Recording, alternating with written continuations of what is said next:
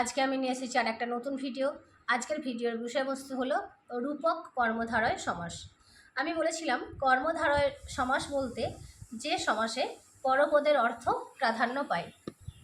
রূপক কর্মধারয় সমাস কাকে বলে, তাই তো? রূপক কর্মধারয় সমাস কাকে বলে বলার আগে আমি তোমাদের কয়েকটি উদাহরণ বলি। যেমন ধরো, একটা গান আছে, মন মাঝি তোর বইঠা নেড়ে আমি আর বাইতে পারলাম না।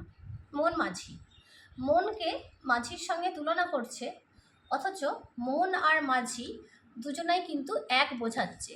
মাঝি যেমন একটা নৌকাকে তার গন্তব্যস্থলে পৌঁছে দেয়, সমস্ত ঝঞ্ঝা বিপদ স্রোত নদীর সব কিছু থেকে রক্ষা করে, ঠিক তেমনিভাবে আমাদের মনও কিন্তু আমাদের জীবনটাকে ঠিক জায়গায় পৌঁছে দেয়।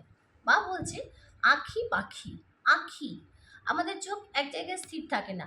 পাখি যেমন সারাক্ষণ আকাশে উড়ে চলেছে, স্থিরভাবে কোথাও বসে নেই, আঁখিও তাই, চোখ কিন্তু সারাক্ষণ কিছু না কিছু দেখেই চলেছে। আঁখি পাখি, তো দেখো এখানে আঁখি আর পাখি এদের দুজনকে না এক কল্পনা করা হচ্ছে।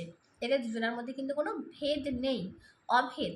তা এই যে দুটো বিজাতীয় বস্তু, এক বস্তু নয় এরা, এদের মধ্যে যে অভেদ কল্পনা করা হচ্ছে, এই অভেদটাই হচ্ছে রূপক কর্মধারয়। রূপক কর্মধারয় পড়ার আগে বা রূপক কর্মধারয় বোঝার আগে আমাদের কয়েকটি পরিভাষার সঙ্গে আলাপ হওয়ার দরকার। সেই পরিভাষাগুলো হলো উপমেয়, উপমান, তুলনাবাচক শব্দ ইত্যাদি। উপমেয়, দুটি বিজাতীয় বস্তু থাকবে, যেমন ওই যে বললাম আঁখি আর পাখি, এই দুটো বিজাতীয় বস্তুর মধ্যে যখন তুলনা করছি, প্রধান বক্তব্য বিষয় যেটা, প্রধানটাকে আঁখি, আঁখিকে তুলনা করছি, তো প্রধান বক্তব্য বিষয় হলো আঁখি। তাহলে এই আঁখিকে বলা হবে উপমেয়। দুটো বিজাতীয় বস্তু আঁখি পাখি বা মন মাঝি, মনকে তুলনা করছি মাঝির সঙ্গে, মন হচ্ছে প্রধান বক্তব্য বিষয়, তাহলে এই মন হলো উপমেয়।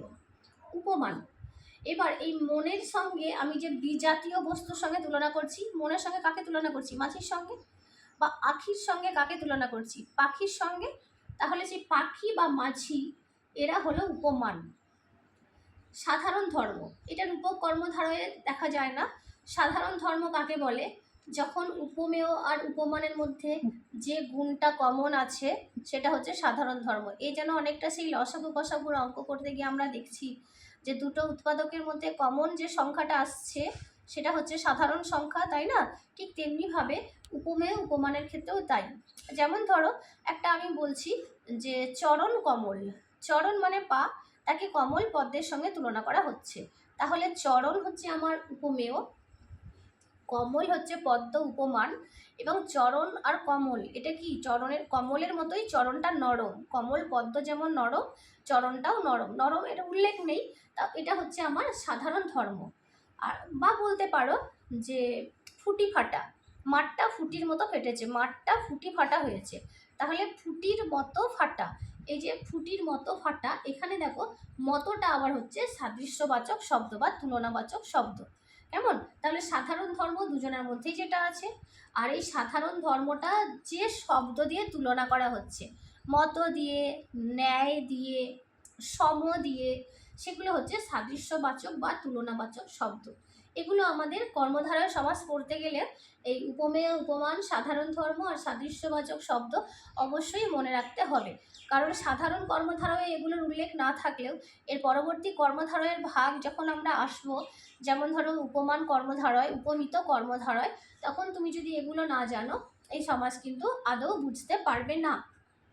আমার আজকের আলোচ্য বিষয় রূপক কর্মধারয়। তাহলে যে উপমেয় আর উপমানের কথা আমি তোমাদের বললাম, এই উপমেয় আর উপমানের মধ্যে অভেদ কল্পনা করা হবে। অভেদ, কোনো ভেদ নেই, কোনো পার্থক্য নেই। আপাত দৃষ্টিতে মনে হবে কোনো পার্থক্য নেই, কিন্তু পার্থক্য তো আছেই, কারণ আঁখি আর পাখি তারা তো কখনোই এক হয় না।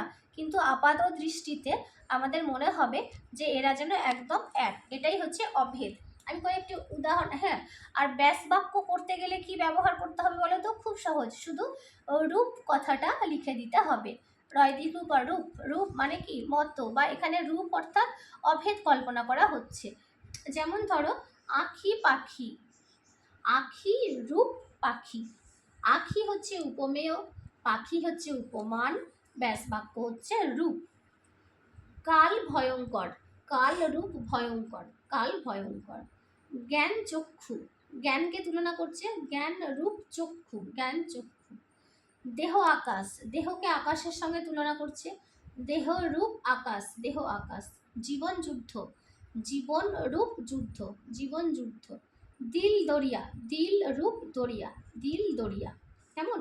এই রূপক কর্মধারয় সমাসের বৈশিষ্ট্য হচ্ছে যে উপমেয় এবং উপমানের মধ্যে অভেদ কল্পনা করা হবে। এটাই হলো রূপক কর্মধারয় সমাসের পার্থক্য। আর রূপক কর্মধারয় সমাসের ব্যাসবাক্য খুবই সহজ, শুধুমাত্র উপমেয় এবং উপমানের মাঝে রূপ শব্দটা বসবে।